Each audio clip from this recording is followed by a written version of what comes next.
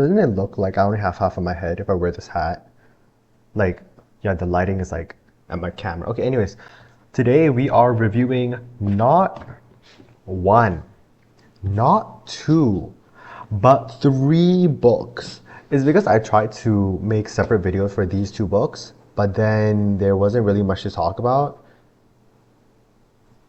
Not even like 5 minutes worth to talk about. I don't really know what to say, so I'm gonna make this a joint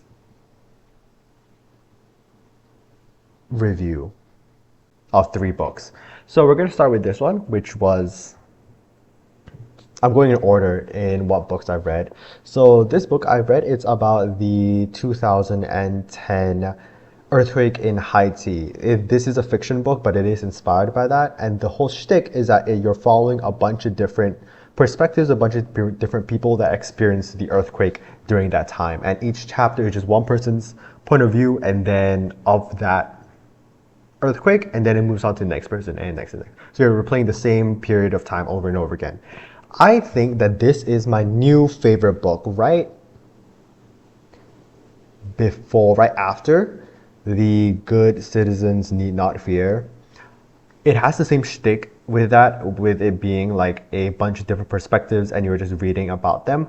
But where it differs is the fact that this is a book about the Haiti earthquake. And because of that, it's stocked full of really high emotions and really sad emotions as well. The thing with Good People Need Not Fear is that it's very simple. You know, all it wants to do is to show you life there. And yes, it is kind of like sad and depressing because it is post and pre-Soviet Union, but it's different. You know, there's still kind of like neutral things about it. And after you read that book, you get a sense of, hey, that's pretty cool. Now I can say fun facts like bone music or like whatever adoption thing they have going there. The thing with What Storm What Thunder is that after you read the book, you're like, oh my God, that was depressing in a really good way. I think the writer did a really good job in expressing every single emotion. And I really like the fact that you get to see both perspectives from people in Haiti and also people outside of Haiti that has family in Haiti, you know? And there's this kind of helplessness that you feel when you're reading those chapters. And that's amazing. I think my favorite chapters is by one of those people where he went outside of the country to look for a job, and everyone kind of, I guess this is the same for like every immigrant's story where the family in the mainland sets their hopes up to the person, but in reality they aren't living the best of lives, especially because this guy is in like America. And you know how America is with their racism. So yeah, and then because of that, he also tries to find this type of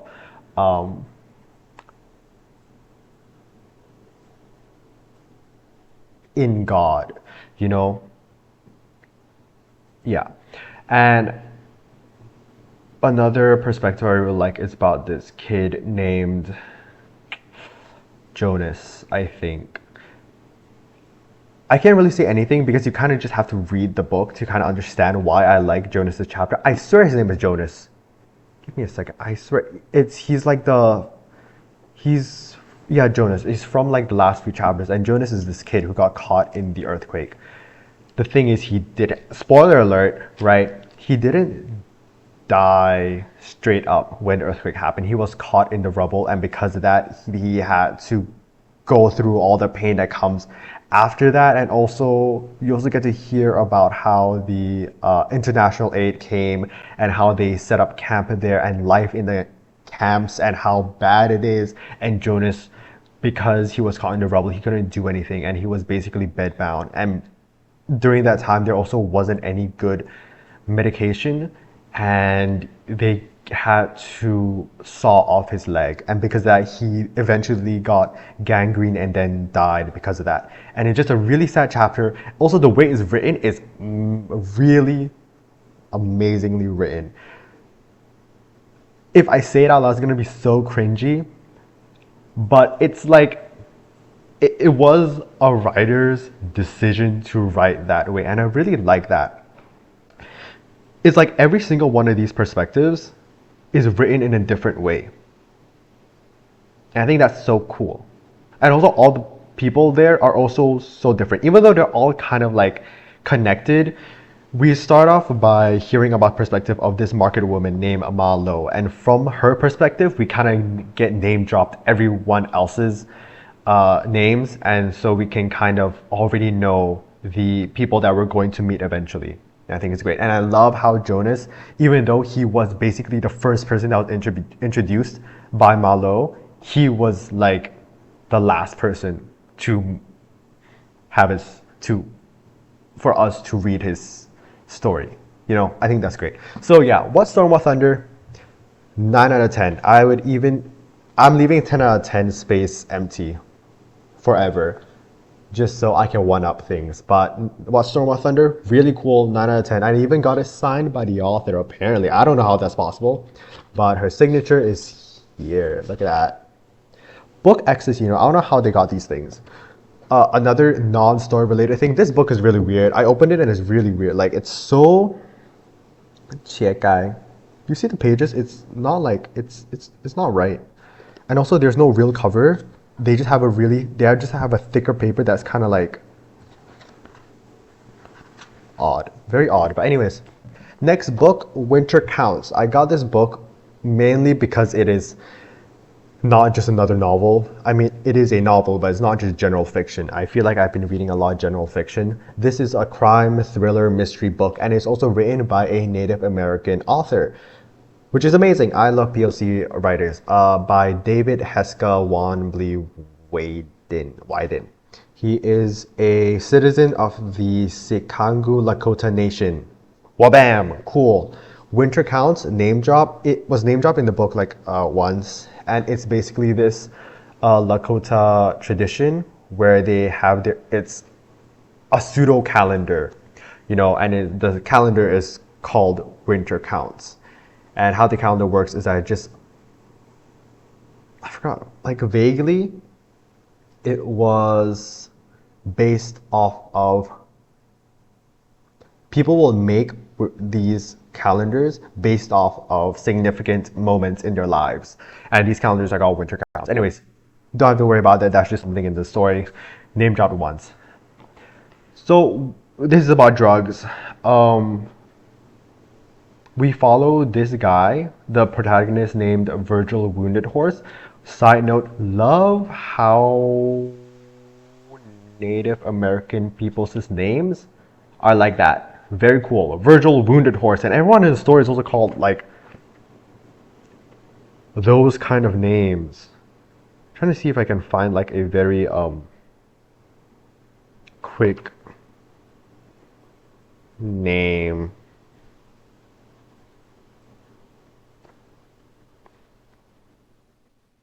I can't, but you just have to trust me that there's people in this story that's called like Jonathan Brown Bear, something like that, or like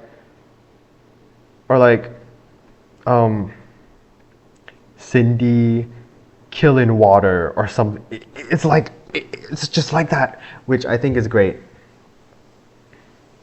And I'm going to believe that is real because I'm pretty sure it is. I'm pretty sure real Native American people just have names like that. Side note over. So Virgil is this kind of vigilante, pay by hire police officer. Not police officer, but kind of like a guy where you can call to get things done. Because this book is set in a Native American reservation. In these reservations, the government doesn't really look over them, and so they do have their own tribal police, but also the tribal police there also doesn't really get anything done. So instead they have these people like Virgil, Wounded Horse, who you can just call to get things done if you ever need it, you know. At the end of the book, the author does talk about what is real and what is not, and he did say that in many reservations, these people do exist, which I think is very cool. So A plus for Virgil. So yeah, Virgil is caught. He's one of these people. He got caught up in a drug case because his son one day got sold. I forgot what drug. I forgot what drug it was. It was like cocaine. Was it cocaine? Something big like that. It was a serious drug, and then he almost died from overdose. And so Virgil's like, "Oh my God, I'm gonna get this guy." And then after that overdose case, Nathan, which is his, not his son, his nephew. He does have his nephew. After that, Nathan, he then got like set up again. They found a bunch of drugs in his locker, and then Nathan had to go to jail. And so Virgil's like, I'm gonna find this guy and bring justice. And this whole shtick. In terms of story-wise, I think it's fine. I don't know if crime, thriller, mystery is a thing for me, because I wasn't really that interested in drug cases. Maybe I'm just not interested in drug cases. Okay, it turns out, I guess it's not a big, like, I'm pretty sure you can just guess it outright. There's no real connection to who the bad guy is, but it's kind of like, I could have guessed that. You know, just by guessing, I could have guessed that. And so when they revealed it, it wasn't really that great. Spoiler warning. It was the mayor. It was the mayor of their reservation who also at the start of the book hired Virgil to get this other guy, right? Because everyone thought it was this other guy. The thing is, I guess also something that just came to mind, the book doesn't have a lot of people that you can blame. It was either that guy or no one else, logically speaking. But you know, if you already knew that you're picking up a crime book, you would just guess the mayor because he's the mayor. Never trust rich people. Yeah. And then when we found out there was a mayor, it's kind of like another theme that comes through in this book that the author talks about is also about identity. He said that it wasn't really mainly about that identity, but it was also part of it. I'm not Native American. I'm not Lakota, so I can't say much about it. But I do like how they're like, say no to cops. That's the main thing that like, I need to stop saying like, that Nathan had troubles coming to terms with because he first was arrested because of drugs, right? But then he got called by on the police to be a rat, a snitch, basically. The police was like, okay, we need you to get another deal from your dealer that first gave you the stuff. And if that happens, we're going to release you from all charges. And so Nathan and Virgil is very skeptical because in their culture, author's words and the book's words, not mine. Police bad, which I fully support. And Nathan didn't want to do it because in that community, he's going to be basically be out as a snitch and also the person who works with the police, and nobody wants to work with the police. Okay, that just gets you like bad rep in school, and he's already struggling in school because he's not fully Lakota, so there's that problem as well. I just like the fact that they really hammered down on police is bad. Okay, Winter Count's done. Third and last book, This Brutal House. I got this pretty recently. My sister got it for, I wonder why. This is a novel about the Black gay community in America. So we but the whole scene. To set the scene, I didn't rate it, I don't know, 6 out of 10. To set the scene, we are jumping straight into how these 5 head of houses are trying to protest in front of City Hall. And these mothers, they're called mothers, capital M. Keep in mind, this is black gay culture, so I can't say much about it, and you can't either. So yeah, these mothers, they hold these houses, and these are places where young disowned kids basically can come in and stay. You know, pseudo home, found family type of shtick. And in these houses, they will hold drag shows where, yeah, show off a bit, you know, have a bit of culture in there, and that's the shtick. Anyways, one day, or not one day, but recently there have been cases where kids started to go missing, and then the mothers are now like, they want governmental help, also like police help or whatever. So they started to protest, but they're doing a silent protest. So all they're doing is just sitting in front of City Hall. And because it isn't violent, because nothing is happening, the police can't do anything about it, and they're all just kind of staring at them. And that's the whole shtick. That is the starting situation that we're left with. We also get to follow one of the kids that they taken in before, and now he has grown up and he now works in City Hall. So there's also that. So we get City Hall, there is a guy there named Teddy, and we have the mothers who Teddy used to be under. That's whole shtick. Overall thoughts, I feel like it would be more if I was part of that culture. I'm not. I mean, it's like, I know. It's when I read it, I know it's supposed to have an impact, but I'm not impacted by it. And that's just because I'm not in America and I'm not black and gay, so I wouldn't know.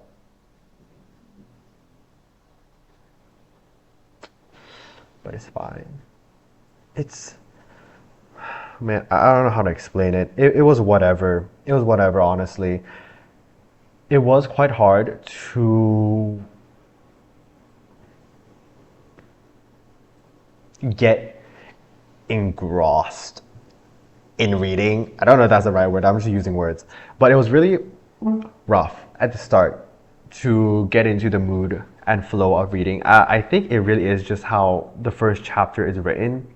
Because it was written in the point of view of the mothers, and because they're silent, it's just walls and walls of text of their inner thoughts. And their inner thoughts are deep and also very serious, because they're talking about, you know, the trials and tribulations of being black and gay in America, and also how the police sucks. There's no governmental help, and they're taking a bunch of kids. They don't have the finances for it. And they're like, suddenly these kids are going missing. So it was really just packed full of too much, I think. So I didn't really enjoy the first chapter. But then we got to Teddy's point of view, which is easier to read and also not lighthearted, but it was easier to read. I like zoomed through the chapter in a good way. It was also when I was in a plane, so I had nothing else to do. But we get to see, I guess, Teddy's arc. Spoiler, in the end, the mothers got arrested because Teddy did something really dumb. I guess it was a kind of, we as a reader get to see how, even though Teddy is working in the City Hall and he is grown and he has grown, he was the smartest of the bunch, and because of that he went to university and everything like that, even though his family, Teddy, I forgot if he had a sister or whatever, but he came from a broken family basically, and because of that he went to the mothers to take refuge, to just find himself and sustain himself. And then he got to college and he was the only one in the house to do that, and then he eventually worked up the ladder to work in City Hall. It wasn't a high position, but it was a position. So we get to see that, and how Teddy, I guess, also sees himself as a grown person, but he made a really, really bad decision by thinking that all the mothers needed was a gun. To be like, here is my purpose and why I'm here. This is what happens when you stay in City Hall too long. You think that everything just like needs to be fast. Anyways, he gives the mothers, I don't know, plurals, a gun when they were sleeping underneath a pillow. And surprise, surprise, when they found out, they were arrested. Because obviously, you can't just have a gun in front of City Hall. They were arrested, and then that was that. They're very simplified, but the characters are very complex. Even Teddy's really complex, and I didn't really get to understand him that well either, but just know that he's complex. And when he made this decision, all I could think is just the writers want us to realize that, I don't know, he's still young, I guess, or he still cares about his mothers or something like that. I'm not sure what the guy wants us to think, but that was the book. This Brutal House. Tea. You want to know how to say, is my body giving tea in Portuguese? Meu corpo, meu corpo tá dando chá. Yeah, that's for all the Portuguese speakers. Meu corpo tá dando chá. Is my body giving tea? And that is going to be my contribution to this Brutal House. I think it's a normal book. Man, I feel like these books, I don't think my brain is big enough to handle very packed subjects, packed with information. I'm not sure if that's because of me or the writer should just tone it down a bit. But I guess that's just the joy of reading, right? You don't know what's wrong and what's right. But it was fine. It was fine. 6 out of 10. 6 out of 10, 6 out of 10. This one gets a 9 out of 10.